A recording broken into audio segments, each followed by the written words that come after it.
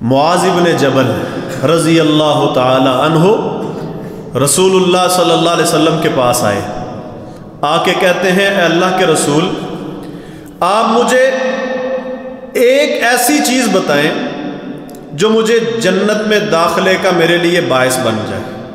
اور ایک ایسا عمل بتائیں جو مجھے جہنم سے بچا لے، جنت میں داخل کر دے۔ رسول اللہ صلی اللہ علیہ وسلم نے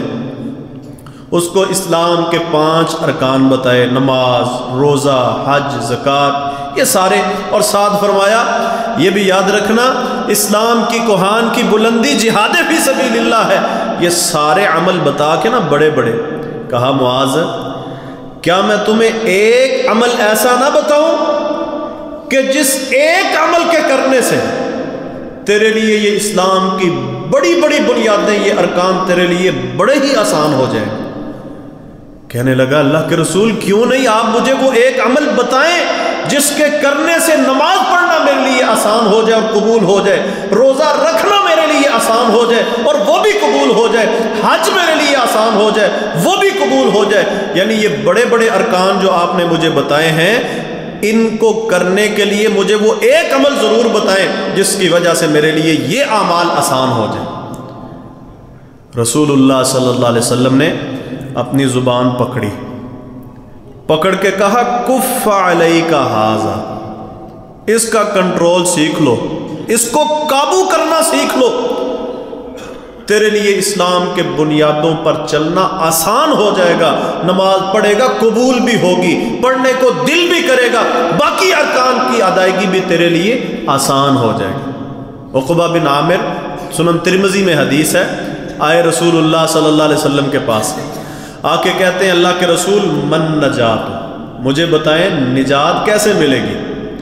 دنیا کے پریشانیوں سے، دکھوں سے اور آخرت کی سختیوں سے، اللہ کے عذابوں سے نجات کیسے ملے گی؟ رسول اللہ صلی اللہ علیہ وسلم نے 3 نصیحتیں اس کو کہیں،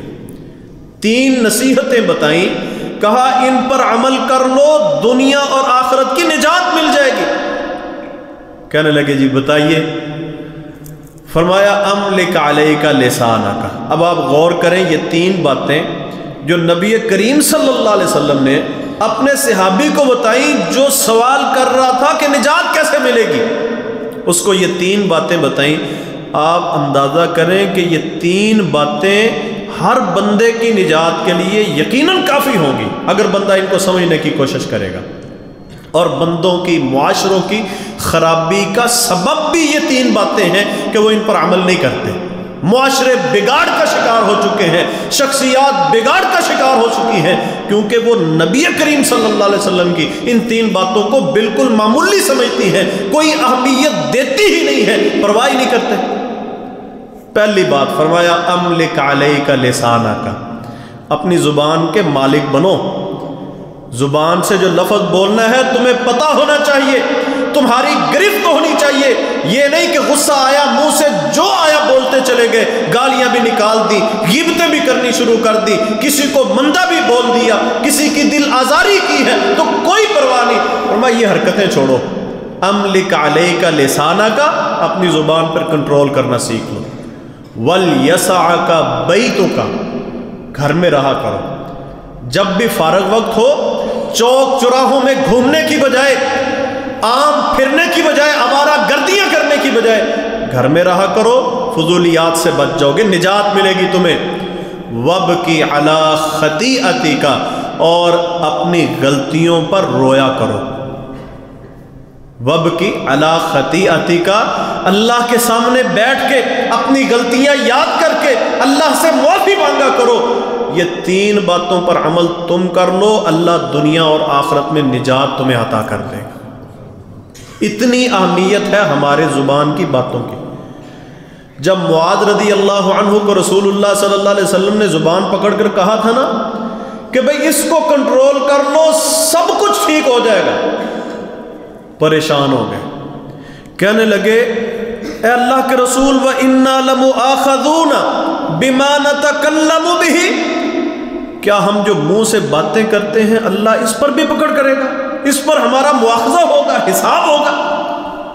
نبی صلی اللہ علیہ وسلم نے فرمایا ثقلت کا امو کا یا معاذ، اے معاذ تجھے تیری ماں گم کرے، ڈانٹا اس کو، کہا لوگوں کو جہنم کے اندر جو سب سے زیادہ چیز لے کر جائے گی نا وہ ان کے منہوں کی باتیں ہوں گی۔ نمازیں پوری ہیں، روزے پورے ہیں، باقی ساری عبادات میں 100 نمبر ہیں، حقوق العباد کی دھجیاں اڑائی ہیں اپنی زبان کے ذریعے، کسی کی دل آزاری کی ہے، کسی پر تہمت لگائی ہے، کسی کی غیبت کی ہے، کسی کی چغلی کی ہے، کسی کو مندہ بولا ہے۔ فرمایا زبان کی باتوں کی وجہ سے بڑے بڑے حاجی، بڑے بڑے نمازی جو ہیں وہ جہنم کے اندر ہوں گے۔